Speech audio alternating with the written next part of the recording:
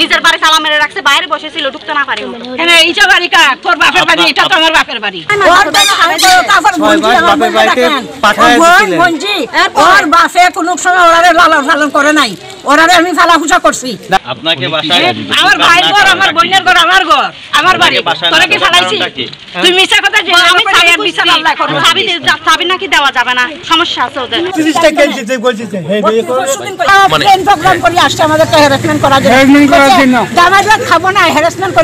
সিলেটে স্বামীর সংসারে ফিরতে শ্বশুরবাড়ির সামনে শিশু সন্তান নিয়ে অবস্থান নিয়েছেন এক নারী, কিন্তু স্বামীর বিরুদ্ধে মামলা প্রত্যাহার না করলে ওই স্ত্রীকে ঘরে তুলবেন না বলে সাফ জানিয়ে দিয়েছেন তার শাশুড়ি।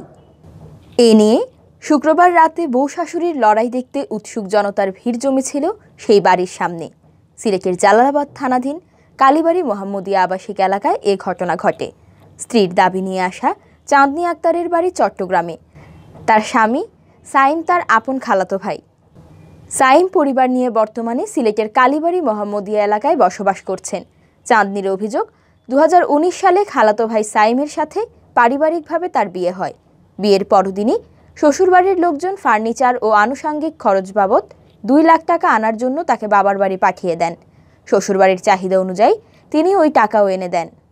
এরপর 3 মাস ভালোভাবেই চলে তার সংসার। এরপর ফের শ্বশুর শাশুড়ি স্বামীকে তার কাছ থেকে আলাদা করে নেন, আর 6 মাস পর তাকে ফের পাঠিয়ে দেওয়া হয় বাবার বাড়িতে। বাবার বাড়িতে থাকা অবস্থায় তার এক পুত্র সন্তানের জন্ম হয়। সন্তানের জন্মের পরও তার স্বামী বা শ্বশুর শাশুড়ি কেউই তাদের খোঁজ খবর নেননি। আমার বাচ্চাটাকে পর্যন্ত দেখার জন্য একবারের জন্য যায়নি, আমার শ্বশুরও যায়নি, ঘরে কেউ শুধু আমার শাশুড়ি গেছে, তাও তার নিজের বাড়িতে যেখানে ছিলাম ওইখানে যায়নি। এ নিয়ে তিনি আদালতে মামলা দায়ের করেন। পুলিশ সাইমকে গ্রেফতার করলে স্ত্রীকে ঘরে তোলার মুচলেকা দিয়ে ছাড়া পান সাইম। এরপর টালবাহানা করে তাকে আর ঘরে তুলেননি সাইম।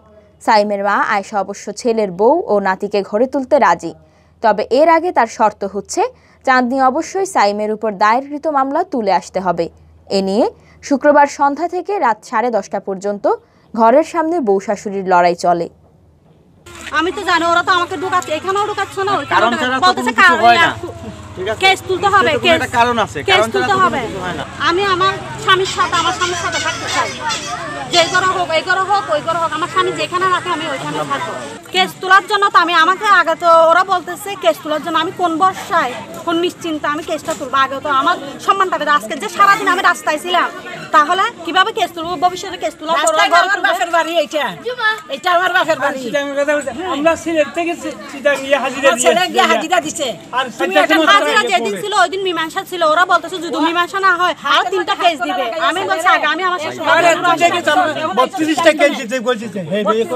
আমি এটা